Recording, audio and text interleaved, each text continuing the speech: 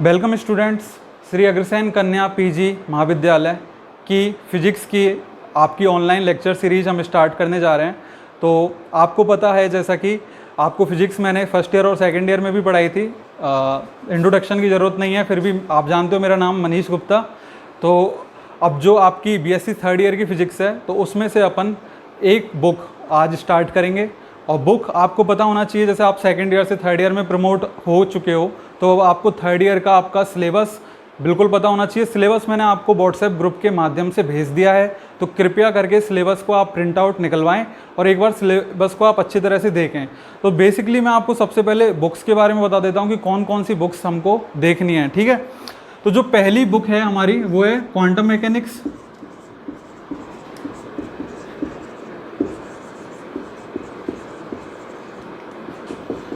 तो quantum mechanics में हम, जैसे आपने फर्स्ट ईयर में पढ़ी थी मैकेनिक्स, तो मैकेनिक्स से आप सभी जानते हो मैकेनिक्स क्या होता है। मैकेनिक्स में हम लॉ ऑफ मोशंस की बात करते हैं, हम सेंटर ऑफ मास की बात करते हैं, हम रिजिड बॉडी डायनेमिक्स की बात करते हैं। तो ये सभी जो चीज़ों की हम बात करते हैं मैकेनिक्स में, वो किस चीज़ के ऊपर टिकी होती है। आप सभी को पता है कि हम बात करते हैं न्यूटोनियन मैकेनिक्स की।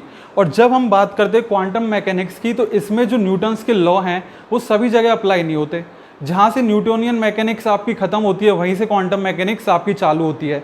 इसमें हम जो लेवल है उसको नैनो और माइक्रो लेवल्स पे ले जाते हैं। तो नैनो लेवल्स पे जब जाएंगे तो जो स्टडी करेंगे हम वो होगी क्वांटम मैकेनिक्स।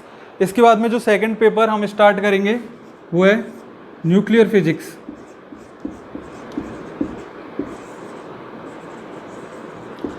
अब देखो, आपने 12th क्लास में एटॉमिक स्ट्रक्चर पढ़ा होगा। एटॉमिक स्ट्रक्चर में हम पढ़ते हैं कि परमाणु होता है, परमाणु के अंदर क्या क्या होता है। परमाणु के अंदर जैसे इलेक्ट्रॉन, प्रोटॉन और न्यूट्रॉन होते हैं, और प्रोटॉन और न्यूट्रॉन एक फिक्स एरिया के अंदर होते हैं, तो उसको हम किस नाम से जानते हैं, न्यूक्लियस।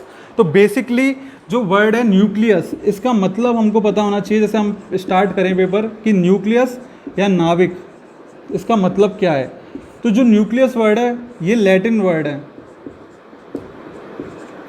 लैटिन वर्ड है। और इसका जो अर्थ है, अगर आप समझना चाहो, इसकी जो मीनिंग है वो होता है इंटरनल पार्ट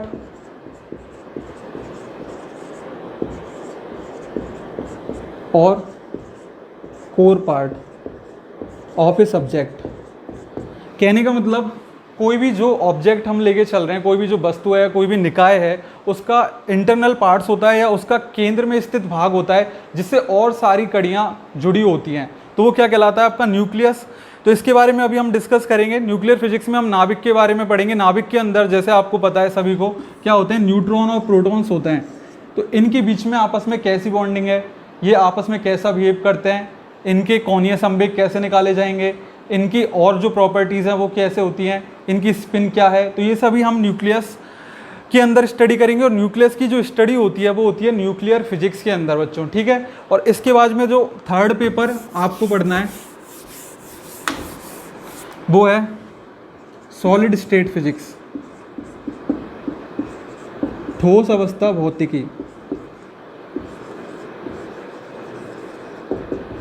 तो जो सॉलिड स्टेट फिजिक्स हम पढ़ेंगे, तो सॉलिड स्टेट फिजिक्स के अंदर हम पढ़ते हैं कि कैसे कोई पदार्थ है, उसकी पहले की कौन कौन सी फेजेस पॉसिबल हैं, फेज क्या होते हैं, कला क्या होती है, ये सभी हम सॉलिड स्टेट फिजिक्स के अंदर पढ़ेंगे। और सॉलिड स्टेट फिजिक्स के अंदर हम देखेंगे कि कुछ बैंड्स होते हैं, जैसे आपने पढ़ा होगा इलेक्ट्रॉनिक बैंड वगैरह, तो वो बैंड्स किस हिसाब से होते हैं, उसमें कोई भी जो इलेक्ट्रॉन है वो कैसे बिहेव करता है, तो ये सारा हम पढ़ेंगे सॉलिड स्टेट फिजिक्स के अंदर।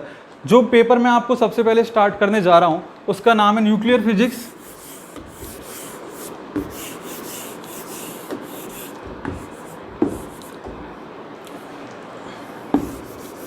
तो देखो, न्यूक्लियर फिजिक्स का पेपर हम सबसे पहले स्टार्ट करेंगे और इसके बारे में मैं आज आपको थोड़ा सा इंट्रोडक्शन दूंगा, बस 5 मिनट का। इसके बाद जो हम नेक्स्ट है वो कल से प्रॉपरली विद सिलेबस इसको स्टार्ट करेंगे।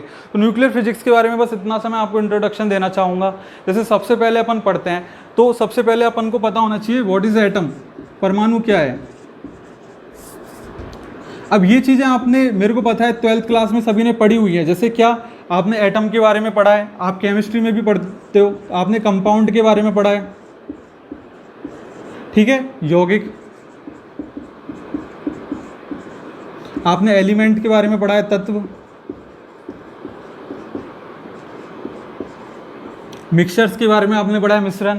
तो इसी कड़ी में हम जानते हैं कि जो सबसे छोटी इकाई होती है वो एटम होती है। और ये किसने बोला था? ये बोला था डाल्टन ने।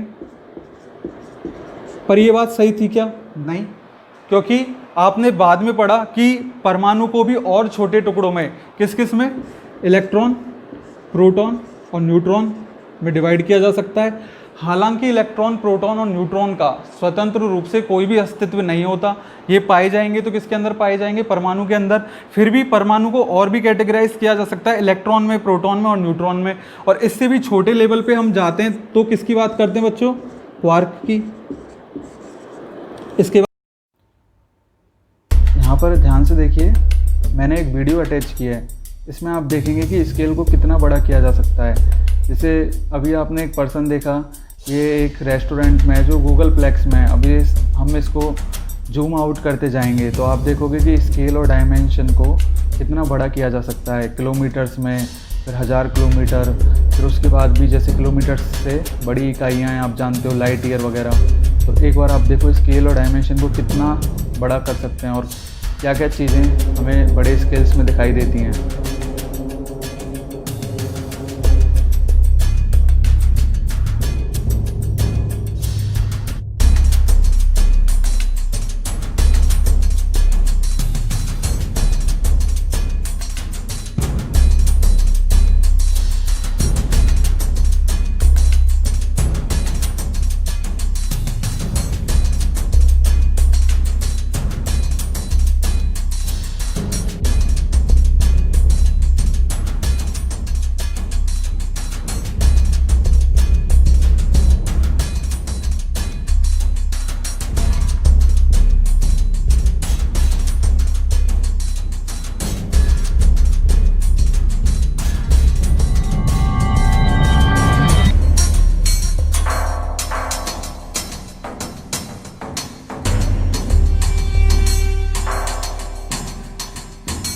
अब यहाँ से वीडियो में हम चीज़ों को छोटे स्केल पर देखेंगे कि जब हम इन्हीं चीज़ों को छोटे स्केल पर देखें तो हमें क्या क्या दिखाई देता है जब डायमेंशंस को हम माइक्रो या नैनो, पिको, फेम्टो लेवल पे ले जाते हैं।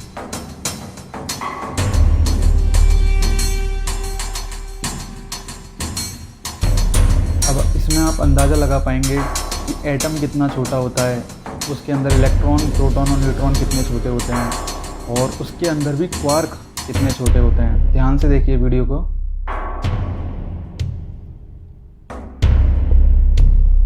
अभी हम माइक्रोमीटर तक ही पहुंचे केवल।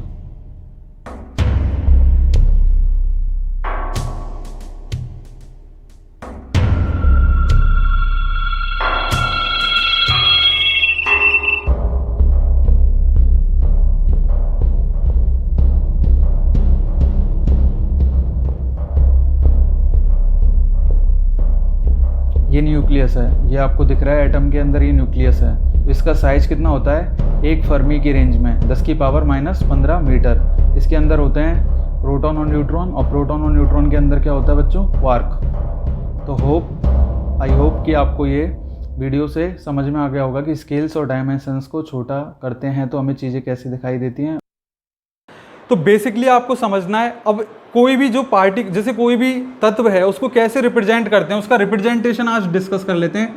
उसको रिप्रेजेंट करने का तरीका आपको सभी को पता होना चाहिए। अपन इस तरह से करते हैं ZXA, ठीक है। यहाँ पर X तो क्या है आपका, जो भी एलिमेंट जिसकी आप बात कर रहे हो, लाइक हाइड्रोजन, हीलियम, ठीक है। Z क्या होता है?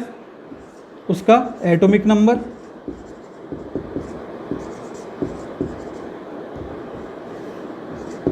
और A क्या होता है? उसका मास नंबर। एटॉमिक नंबर, परमाणु क्रमांक, A मास नंबर, द्रव्यमान संख्या। तो फॉर एग्जाम्पल मैं लिखता हूँ 2 हीलियम 4। कई बुक्स में आपको ऐसा भी लिखा दिखेगा 2 हीलियम 4। दोनों रिप्रेजेंटेशन सही हैं, और जो नई बुक्स हैं उनमें आपको ये वाला रिप्रेजेंटेशन ज़्यादा देखने को मिलता है, ठीक है। तो इसका मतलब क्या है, इसको समझ लेते हैं ज़रा, कि जो हीलियम नाभिक है उसका परमाणु क्रमांक Z कितना है? 2। उसका मास नंबर मतलब द्रव्यमान संख्या कितनी है? 4। अब आपको इससे प्रोटॉन, न्यूट्रॉन और इलेक्ट्रॉन का नंबर निकालना होता तो आप इजीली बता सकते हो, क्योंकि आप सभी को पता है कि जो नंबर ऑफ प्रोटॉन है वो किसके इक्वल होता है, आपका परमाणु क्रमांक के। तो अगर मैं आपसे पूछूं कि नंबर ऑफ प्रोटॉन्स कितने हैं इसमें, तो कितने हो जाएंगे 2। इसके बाद में अगर आपसे मैं पूछूं कि नंबर ऑफ इलेक्ट्रॉन्स कितने हैं, तो नंबर ऑफ इलेक्ट्रॉन्स निकालने का भी आसान सा तरीका है, जितने नंबर ऑफ प्रोटॉन है उतने ही नंबर ऑफ इलेक्ट्रॉन होंगे। ऐसा क्यों होता है, क्योंकि आपको पता है जैसे प्रोटॉन पे कैसा चार्ज होता है, पॉजिटिव, और इलेक्ट्रॉन पे कैसा चार्ज होता है, नेगेटिव। अगर प्रोटॉन और इलेक्ट्रॉन बराबर नहीं होंगे तो परमाणु उदासीन नहीं रहेगा, और परमाणु कैसा होता है, उदासीन। इसलिए इलेक्ट्रॉन कितने होंगे इसके अंदर, 2। और इसी तरह से अगर आप न्यूट्रॉन फाइंड करना चाहें तो आपको ये पता होना चाहिए जो मास नंबर होता है, जो द्रव्यमान संख्या होती है, वो किस किस के योग के बराबर होती है, नंबर ऑफ प्रोटॉन्स के प्लस नंबर ऑफ न्यूट्रॉन्स के। कैपिटल एन से डिनोट कर रहा हूँ नंबर ऑफ न्यूट्रॉन्स को। ये कितनी दे रखी है आपको, 4। आपको निकालना है नंबर ऑफ न्यूट्रॉन्स, तो आप कैसे निकाल सकते हो, 4 - 2 मतलब 2।